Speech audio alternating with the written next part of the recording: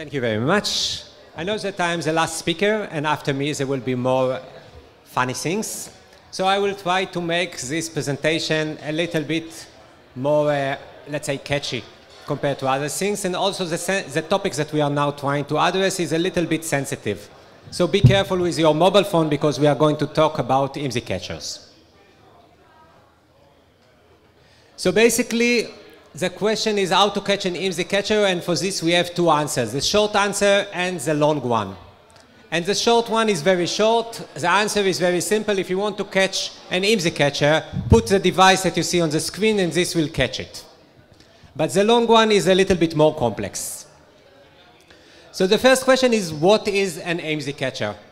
And I'm sure that not everyone here is aware what exactly is this device and what he is doing. So a very short introduction of this kind of system, what this kind of system is actually doing. Basically, IMSI catcher is what is called a man-in-the-middle loop, meaning someone that is coming between your mobile phone and your cellular network and hacking inside, put something inside and actually get all the information that is going inside. If a normal mobile phone should talk with a nearby base station, IMSI catcher is something that is hacking and going into this configuration and doing one of the two things. First thing is to get information about identity detection, meaning we want to know that you exist. I want to know how many people are here. I want to make your mobile phone talk with me and tell me, hey, I'm here, I'm here. So I will be able to know that you are here. As this is the first, let's say, the first use of this kind of IMSI catcher. Whenever we are talking about IMSI catcher, it's always things that are, you know, in the gray area. Not everything is disclosed, almost nothing is public, but from time to time you heard some information about it. One of the articles that had been pressed, or let's say publicly released, is the fact that Moscow Underground is actually equipped with those kind of IMSI catcher. Meaning that in each train station, whenever you go to the underground in Moscow, every place that you go in each station, someone will ping your phone and say, hey, where are you? What's your name? And then comes the question, why they are doing it, or what's the reason to do this kind of things? In this case, there are two reasons. First one, it wants to make sure that all the mobile phone will talk. Mobile phone, by definition, does not have to transmit, not all the time.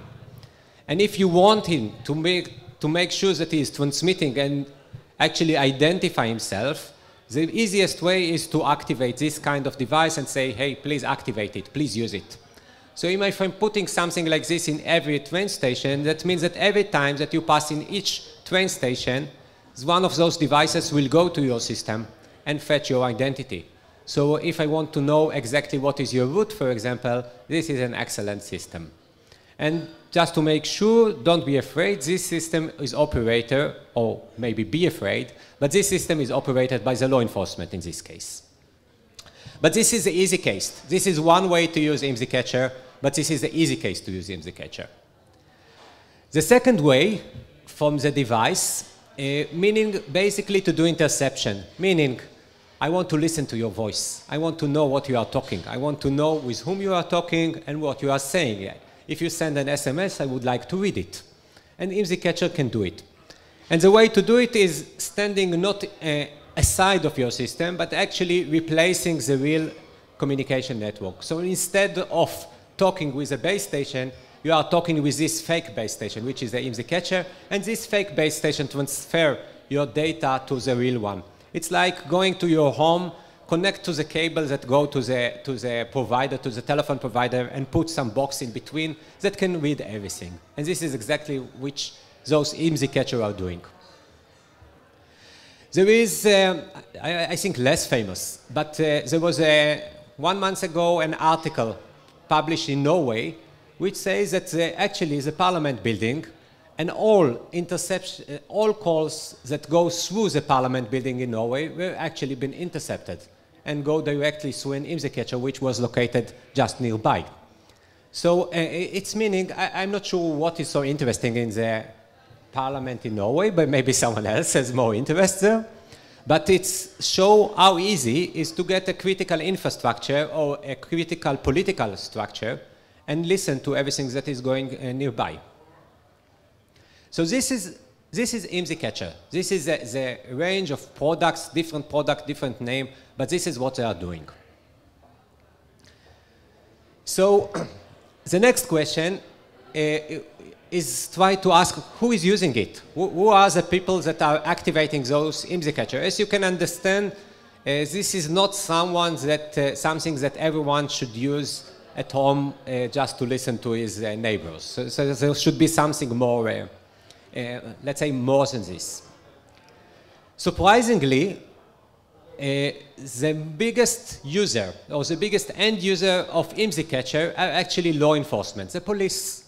They are the one, in terms of number of systems, they are the ones that are buying the largest quantity of those systems. And the reason is coming from a political or, say, economical reason. In the US, for example, police forces are very distributed. Every city has its own police, its own budget, its own technology center.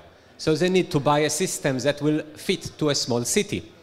And IMSI Catcher is a low-cost system that can give this police a way to listen to a specific number that they would like to do, while connecting to the cellular operator and fetching this information from the cellular is not so simple if you are a small city. If you are a national security service, fine. But if you are a small city, this is not so simple, and this is the reason why those devices are sold in huge numbers to police, to law enforcement systems. The second area, or the second customer for those kind of systems, are actually defense. The difference between defense and law enforcement is actually where is this system is being used. If it's used in your country, then it's law enforcement. If it's used in someone else's country, it's becoming a defense issue. And defense is also, not by mistake, we put a drone, and we didn't put an airplane. There is a famous story about a company from France, which we would not disclose its name, which put IMSI Catcher on Airbus airplane. And the result was that the France telecom network actually collapsed, because this system actually blocked all the base station in a huge area. So if you put a system like this in a drone, you can go and fetch all the information of the identity of all the people which are located within the range, line of sight of this drone, which can be like 10, 20 kilometers all around, which is very useful if you are looking for someone. If you want to do interception, you can also use it, which is more complex because those dynamics is a little bit difficult. So every time, next time that you look upstairs and you see or not see a drone, it's not only missiles, but in many cases, it also includes IMSI Catcher. But there are also the third kind, the different kind, or basically the bad guys. Many bad guys, including journalists, which can be also from the bad side of the map from time to time. Criminal organization, intelligence organization, different kind of things that are trying to fetch information that they cannot retrieve in other way. And although it's very difficult to find a lot of proof that they are using it, but we know. There are some information that say, okay, they are used, we detect them from time to time, so we are able to get some data like this. For example, the example that we just saw before on Oslo, it's believed that it belongs to something that is coming from external intelligence service, located in one of the embassies. At least it was one of let's say, something that was mentioned in the press, which makes sense. So then we come to the final question. There is an IMSI Catcher like this. How can we find it? Is it possible to detect it? What are the ways to do it? And first, to be honest, it's not so simple. If you are here, located here, and you want to know if someone is now hacking your phone, you actually cannot do it. In general, there are two basic approaches to do this kind of system. Both of them are looking for abnormality in the network. The first one is coming from the phone, meaning that your phone will try to look for IMSI Catcher. The second one is looking at the network. In the first approach, which is quite attractive, I have to say, let's install some kind of application on our phone. And let's look for some different kind of abnormalities. Abnormalities can be unidentified calls, because typically IMSI Catcher are not able to transfer the call identity, the call ID, in many cases, not always, by the way.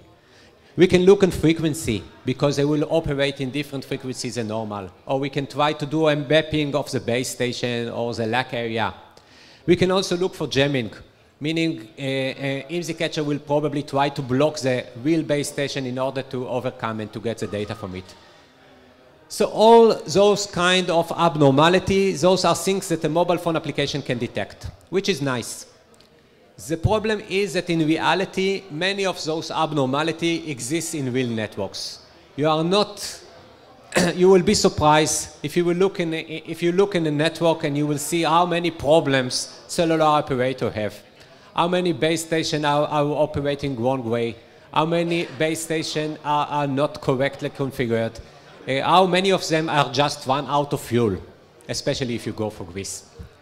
So this approach is very attractive, but the amount of false alarm rate is huge. So it's make it not so useful in a way. The second approach, the approach that we select, is basically a network-based approach. It's do the same. It's look for an abnormality in the network. Some of them are exactly the same. We do a frequency mapping and we find a new frequency. We do a base station mapping and we find a base station, a new base station. We do LAC mapping and we find something, location area, which doesn't make sense. We are also able to look for jamming more efficiently than a mobile phone, because our receiver is wideband. And the most important, we can look at the ratio between TMZ and IMSIs, which is a good indication that something is wrong, or that you are located in airport. But by looking at all those kind of abnormality, it's much easier to find, okay, this base station, I don't like it. It looks very strange. Let's check. The easiest way to check is you call the operator. Do you operate this one here? No, yes. If the answer is no, you should send the police. So this is a system. This is a system that doing a mapping or detect IMSI catchers and fits specifically for critical infrastructure. You put a system like this in a critical infrastructure and you know if nearby someone is operating in IMSI Catcher. But as all kind of solution designed for cybersecurity, those solution has a limit as long as they are looking for abnormalities. Meaning at the end, whatever abnormalities that we will look, someone can make a retrofit for IMSI Catcher and make it that it will not include this kind of abnormality. So it's an endless game between the cat and the mouse, where we are looking for something and then the IMSI Catcher or the manufacturer will change it. And then we have to look for something else and continue this endless loop that is running between all those signs.